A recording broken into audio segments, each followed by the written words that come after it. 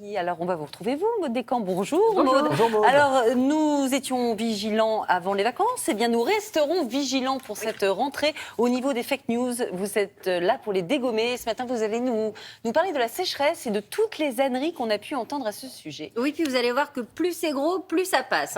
Au niveau des fake news, on a de quoi se régaler au sujet de la sécheresse. Vous savez que le dérèglement climatique est très largement contesté par notamment ceux qui abreuvent toutes les théories du complot. Évidemment, la sécheresse n'y a pas échappé. Alors déjà, une petite mise au point sur les incendies, on en a beaucoup parlé cet été. Non, il ne s'agit pas des pires incendies en France, de l'histoire de France.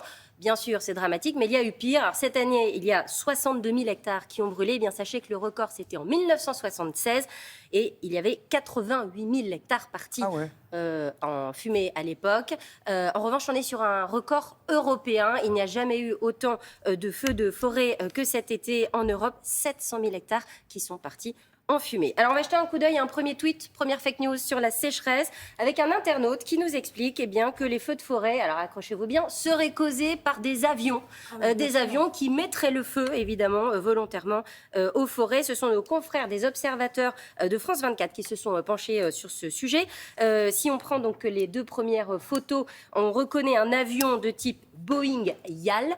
YAL 1, en fait, c'est un modèle d'avion qui a été développé par l'armée américaine, avec en effet un laser devant, mais le but était d'intercepter des missiles, donc rien à voir avec les feux de forêt. Finalement, les essais n'ont pas été concluants, et donc l'armée a abandonné le projet. Cet avion se trouve dans un cimetière d'avions aux États-Unis, donc il y a très peu de chances qu'il ait causé les feux de forêt en Gironde. Photo suivante. Photo suivante. Eh bien, cette photo a tout simplement été mal interprétée. Vous allez voir, vous voyez, qu'est-ce que vous voyez là ?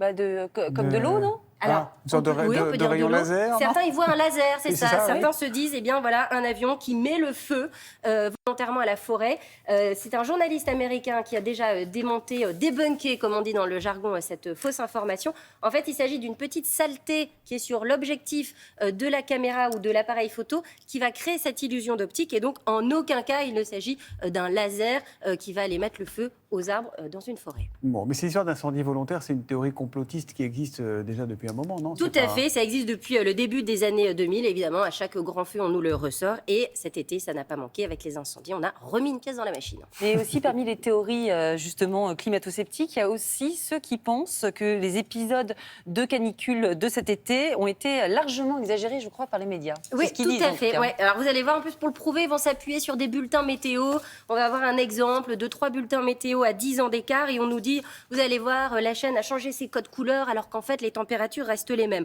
Donc, on est censé voir qu'en 2009... Entre 2009 et 2019, avec des températures à peu près similaires, eh bien, on passe du vert au rouge pour faire peur aux gens. Évidemment, c'est absolument pas vrai. En fait, ces cartes sont complètement sorties de leur contexte. En fait, les deux premières cartes, celle de 2009, on est sur à la fois des prévisions de température, mais aussi des prévisions de précipitation. Vous voyez, c'est la carte qu'on voit à gauche et c'est une prévision sur 3 jours. Donc, pour pas mettre trop d'informations, on a mis un fond neutre. Sur la deuxième carte, on est uniquement sur les températures. Et là, pour le coup, on met un code couleur qui est le rouge. Donc, vous voyez, il n'y a absolument pas de volonté de manipuler le code couleur. C'est simplement qu'on ne donne pas les mêmes informations au même moment, tout simplement. Bon. Et la dernière carte, alors ? Alors, la dernière carte, ça, c'est un bulletin météo qui date de 2020. Alors là, c'est tout simplement le cœur de la fake news, c'est-à-dire qu'on a fait croire, en fait, qu'il y avait du magma. On a ajouté du magma quand même derrière la photo. Donc, c'est absolument pas vrai. Cette image n'est jamais passée à l'antenne. C'est simplement une manipulation qui a été faite sur Internet et qui a été diffusée à très large échelle. Maud, je crois qu'il y a aussi une autre carte qui a été largement diffusée sur les réseaux sociaux. Et là encore, c'est n'importe quoi. Ah oui, là, on est aussi sur du grand n'importe quoi. C'est une carte qui compare la végétation. Donc, vous voyez, à gauche, c'est la végétation en juillet 2021 en France et la végétation en juillet 2022 en France. Alors, évidemment, on voit que c'est beaucoup plus vert à gauche. Et donc, ce n'est pas pour montrer la sécheresse. Ça, c'est l'interprétation qui a été faite par les internautes. En fait, ce que nous dit Météo France, c'est que ça nous montre à quel point les précipitations ont été exceptionnelles en 2021. Et donc, ça nous montre une situation anormale en 2021 et non pas une sécheresse hors du commun en 2022, même si évidemment la sécheresse a été très forte cette année. Bon, je ne suis pas sûre que ce soit beaucoup plus rassurant comme information. Non, c'est pas terrible non plus. J'ai l'impression qu'on va continuer à avoir beaucoup besoin de vous cette année pour nous parler des fake news. Merci beaucoup, Maud.